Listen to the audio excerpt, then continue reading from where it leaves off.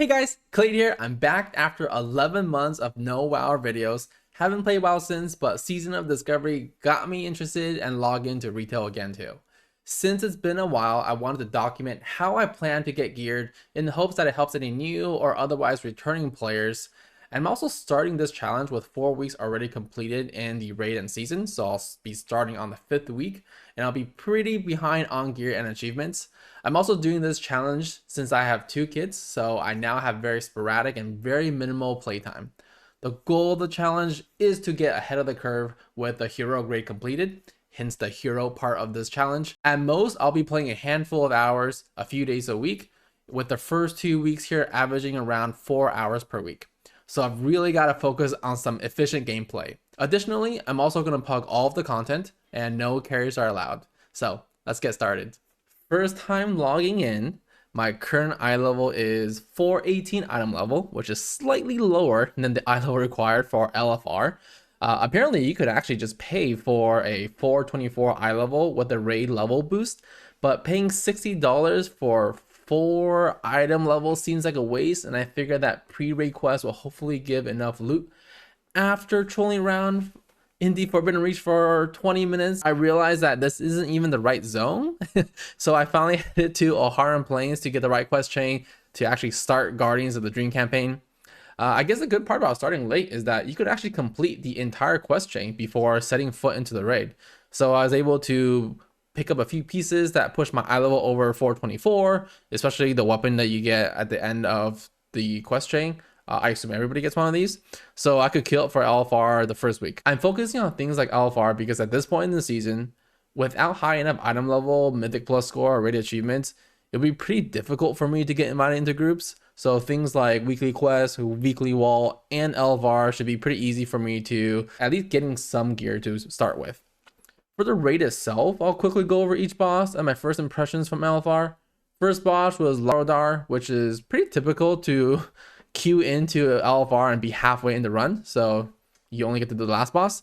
To be honest, I actually spent most of this boss fight getting accustomed to playing WoW again, and didn't even realize that there's this tree area here that you could save from dying, just with the basic assumption of fire equals bad and green equals good here. Tinder Sage Swift was next for me, and this might have been the most punishing boss to do without prior knowledge, because I did this as the second boss from just the way that the LFR key worked out. When the intermission started and the boss flew away, here I am just trying to run through the feathers with absolutely no idea of how to get him out. I see everybody else flying. I assume that there will be an extra action button that kind of like auto flies you, but nope, you're supposed to just summon your own mount and take off. Unfortunately, it took me too long to notice, and I'm dead. Barak was next, and I actually got to 45 stacks before dying. I'm not sure if that's high or not, but seems pretty high to me. And then our healers learned how to dispel, and we were chilling for the second run. I'm sure this fight is much more involved in hard difficulties, but it was a bit tame in LFR. It's kind of like doing a dungeon almost, right? You kill a boss, there's some ads, you go back to boss again. But it is cool that at the end of the run, your chances of legendary goes up each week. I would like to get a legendary if I can, but not the main goal for this challenge at least. Next was Volcross, and luckily this was LFR, so I can kind of take a little dip in the lava here. Basically, for this fight, yeah, and dodge tentacles. Gnarlroot was a cute intro boss. I did have to hover over and read his buff mid-run, but once I read it, time to pop our cooldowns. So luckily, I did actually get my first piece of loot here, which is the trinket from this boss. Next is Igira? Just dodge fire. I think that applies for almost every boss in this raid, but that's all I got for this boss. But luckily it did drop tier and I was able to win, so pretty lucky to see tier and actually win it the first run. I mean, there's only like 3 other people I rolled against, but tier set looks pretty cool. Seems like it would allow Odin's Fury and Annihilator to actually shine, so glad to at least have gotten something on the first week.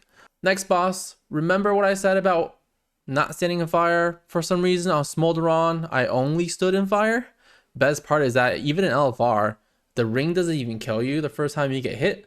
But I decided to just go and step on 2 rings at the same time, so now I'm dead. Though maybe this is all planned because, as we know, the lowest DPS always wins rolls, so very quickly got tiered off 2 consecutive bosses. So next 2 bosses, I forgot to hit the record on Council of Dreams and Naimu, but overall nothing exciting happened. Dodge fire, I guess. But pretty good that I actually ended the first week of LFR with 2 pieces of tier loot, and I feel like that's very, very lucky because I did not get that the next week. And because of that, I was able to change my talents and kind of start playing with Odin's Fury and Annihilator for, you know, this week and beyond. At the end of the week, when I got my vault on the next Tuesday, I only ended up getting a new cloak in the vault. Not great, right? There's no tier weapons or trinkets in there, but hey, it's an eye level boost. For week 2, there was even less time with the holidays, so all I did was a quick LFR clear. Got nothing because realistically, group loot is very feast or famine, as while you don't have to share your loot with anybody else, it's also very difficult to win a roll, especially if something useful drops, especially if it's like a weapon or a trinket where you're rolling against like half or the entire raid. So to make up for this, I did 5 time walkings because there was a weekly quest where once you do 5, right, you get the normal chest to get a raid loot from normal difficulty, which currently is pretty difficult for me to do because I think it'll be very hard for me to get invited. And then very quickly in the time walking runs, I realized that I should definitely tank time walking, as there's tanks that are leveling that do time walking and they just can't blast through the zone. So also time walking actually dropped 420 atom level, and surprisingly enough, that actually was an upgrade for a couple of my pieces. So got a little bit of eye level bump there. And of course, once I turn in the weekly time walking quest, I got the same cloak as I got from the weekly vault. So at least we got an eye level boost there, but what are the chances that we got the exact same piece of loot from the vault and the chest? But I did actually make some progress in raiding. I actually did get 3 normal bosses down in a pug. I'm not sure how I got invited with my eye level, but we'll take it. 3 out of 9 normal with minimal effort, and the bosses were actually pretty close to LFR versions. And overall, at the end of the week 2, the vault was much better. I did get 2 pieces of tier, so at least I have 3 out of 4 tier pieces now. My goal for kind of the upcoming 2 weeks is to start doing Mythic Plus to get more selections than Great Vault.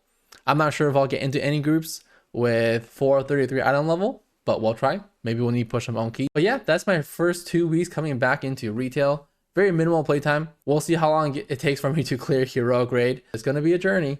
And as always, thanks for checking out the video, guys. Feel free to subscribe to see more. See ya.